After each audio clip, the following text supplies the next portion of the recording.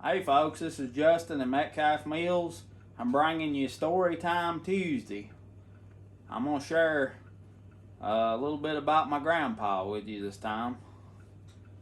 And he was born the 15th day of May, 1921.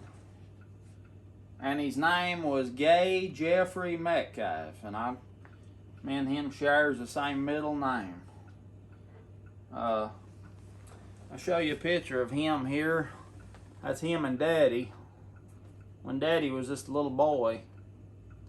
That was probably, I don't know, maybe in the early 40s sometime. I don't know exactly when. I don't know how old Dad was there. It's hard to tell. But that's a picture of my dad and Grandpa. And they've told me that horse's name was Old Zeb. And my grandpa said every time old Zeb got a chance, he'd take off and run away. So Pa had to keep a close watch on him all the time. But they said he was a good workhorse. He worked good. He just try to run away if he got a chance. My grandpa was born in 1921. He was a real old timer. There was 6 boys and 5 girls in his family. And they had one boy and girl that died. So there's 13 young'uns in his family. 2 of them died when they was little. And he was raised over in Yancey County, which is the next county over here. It's just across the mountain, so it's just bordering our county here. But he's raised on the head of Indian Creek in an old house that was built by his mama's daddy. And they was all raised up back up in the mountains up there, and he's told me stories about riding a wagon to Asheville with his daddy to sell up there. They had a farmer's market on Lexington Avenue in Asheville, and my great-grandpa would occasionally make trips up there hauling stuff to sell.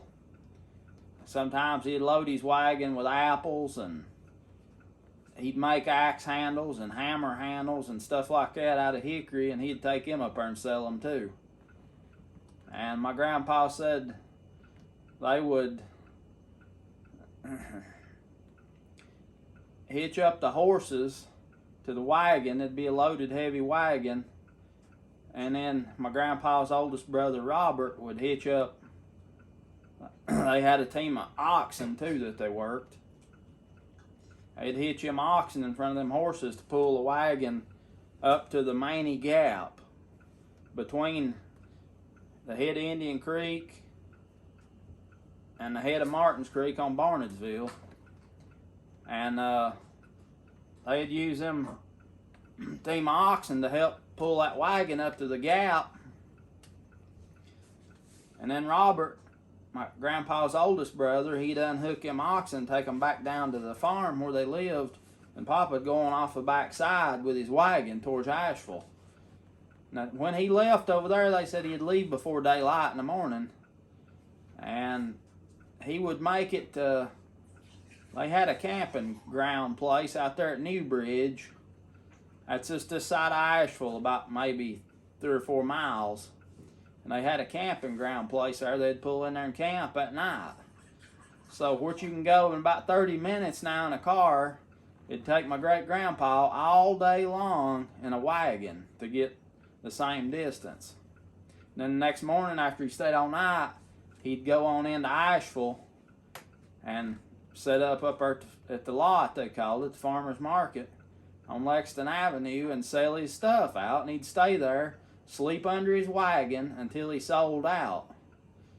And my grandpa made a few trips with him and his brother, and Pa said one time they'd got up there and got the wagon parked and everything, and his daddy told them they took him horses loose and had them tied around some other way there to Wagon, and his daddy told him to watch them horses. You know, they'd be getting into them apples if they didn't watch them good. And Pa said him and his brother Roy went that trip, and Pa and Roy got to watching them streetcars running up and down, them electric streetcars going up and down the street in Asheville there. They got to watching them, and they turned around and said them horses had got over there and was eating them apples. They run them out of the apples. I guess they didn't tell their daddy, but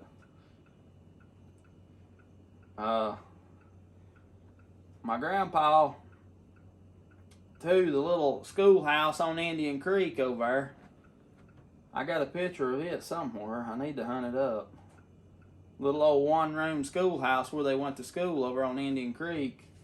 They didn't teach but to the 4th grade. And Pa said Papa made him go 4 years in the 4th grade.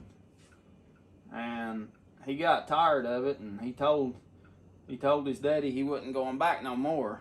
That was the last year he was going to go to the 4th grade after 4 years. But he said my grandpa, I guess he got tired of being there and got aggravating. And he got aggravating, and the teacher made him get up under a table there, stay. I guess he's aggravating people or something, and aggravating his classmates or something, and she made him get up under that table and stay. Well, he started carrying that table around on his back, and they said she climbed up on the table and sat down, and he picked her and the table all up and was carrying her around the classroom.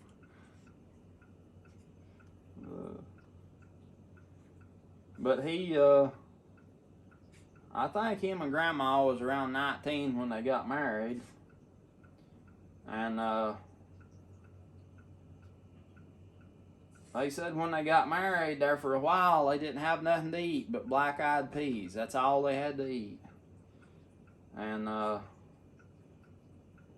my grandpa's told me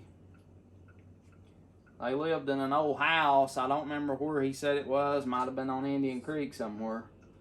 He said they lived in an old house, and when it'd come a snow,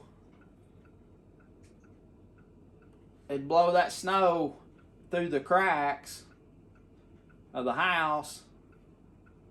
He said he'd have to knock the snow off of their bed before he got up in the morning. And you know, a house, no insulation, cracks, and wind blowing snow in. You just think about how cold that'd be. They kept moving around, and he built a house too over in the Drake Holler, which is where my great-grandpa lived later on. And they built a little house up there and lived for a while. And then he bought this place here where we live from another family member in the early 1950s. And he had to buy this place on the credit. And him and Daddy worked and paid it off. And I guess it's one of his cousins he bought it from or something. They said his cousin started telling people he wouldn't ever pay for it, that he'd get it back.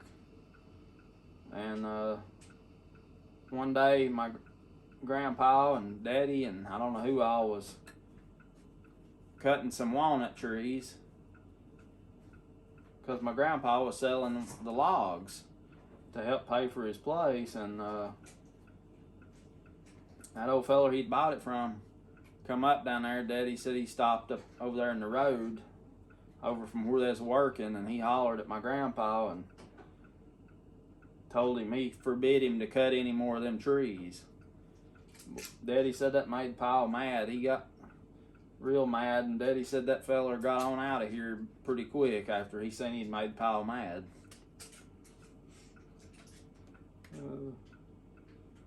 And he was raised up hard and tough, but he was real good-hearted, and he cared about people a lot. And when he married my grandma, Grandma's mother had died when she was just a baby, so he married Grandma, and then of course by then my grandma had some half brothers and sisters because her daddy had married again. And some of my grandpa's, her half brother, and some of them had I've heard them daddy talk about it. They said a lot of times if it wasn't for my grandpa, they wouldn't have had such a good Christmas or something. Because they said at Christmas time, I don't know how he'd do it, but he'd get candy and maybe apples and oranges or something like that and take them to their house at Christmas time. And he's just good-hearted like that and cared about people, and just he liked to do good for people. And I always thought that special about him because of the way he's raised up. You know, he's raised up tough, and people, they had to be stingy to survive, and he wouldn't, I never did know him to be stingy. And I always thought that's awful special about him. And all my life I can remember him doing, you know, things for people, us and me, and just anybody. If he could help them, he would. And there's a lot of things comes to mind that I've known of him helping people and, you know, doing things. And he, him and his brothers, they'd go back to where they was raised on Indian Creek every fall and stay up there a week or two and squirrel hunt and cook and eat and just have a big time. Every fall they done that. My grandpa told me one time I was up there, and him and his brother Joe, between the two of them, they eat 3 dozen eggs, 36 eggs. He was a big eater. He always eat a lot. I guess he's making up for lost time when he's growing up and stuff, and I didn't have much to eat. So I guess he really liked to eat, and he always worked real hard, and he ate a lot. And him and my grandma was a good team, as a good pair. Every day they had their schedule. They'd get up at 4:30 or 5. He'd go milk, and she'd cook breakfast, and that's how they started their day off. And they just worked together, and as a good pair. And my grandpa, he helped me get started with this meal work because Daddy told me the stories and got me real interested. My grandpa still had that little cornmeal that he run when Daddy was a boy. And when I was 14, he give it to me. He knew I was interested in it. He give it to me, and I had the sawmill man saw me the wood I needed to restock it out of, and I rebuilt that thing when I was 15 and got it to grinding corn. And I remember the first corn I ground on it. I got it sacked up there and took it as hard as I could run down to my grandpa's, and I showed him what I had done, and he was real tickled that his little cornmeal was grinding corn again. So he's partly responsible too for encouraging me in this meal business. And I tell you what, I really miss him. He was always real good to me, and just, I'm thankful. He's the only grandpa that I had that I knowed. Mama's daddy, he died right before I was born, but I'm real thankful I had him. And he loved to spend time outside. He'd spend time in the woods and the mountains cutting wood and hunting, and he had a little cabin up here on the Chestnut Mountain here, and I've went up there with him before, and we'd squirrel hunt and cook and eat up there at his little cabin. He really loved that. But he had experience growing up with horse and buggy days, horse and wagon. He got to see the car come around and then all that stuff. 1978, he bought a new Ford truck, and you know, he's seen it all the way around. And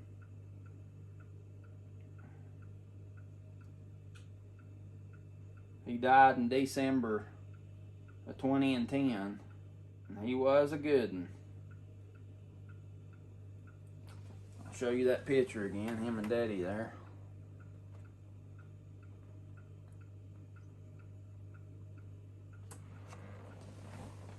Well, I hope you've enjoyed hearing about my grandpa, Gay Jeffrey Metcalf. And I know there's a lot more stories I can tell you, and I may have to write some stuff down as I remember it and have a part 2 on this, because there's a lot of stuff I could tell you about him. And I hope you've enjoyed this, and I want to say Happy New Year to everybody, and I appreciate you taking the time to watch my channel, and I look forward to some good videos coming up. I got a lot of stuff to do, and I look forward to sharing it with you. I'm getting pretty close to, I ain't nowhere near 100%, but I'm back to feeling a little, mostly normal, except for just being real tired and wore out all the time. But I'm getting my wind back and breathing better and all that stuff, and I appreciate all the thoughts and prayers and everything a whole lot. This is Justin at Metcalf Mills, reminding you, it don't matter what you got in your head, the wind can still blow your hat off. I look forward to seeing you next time.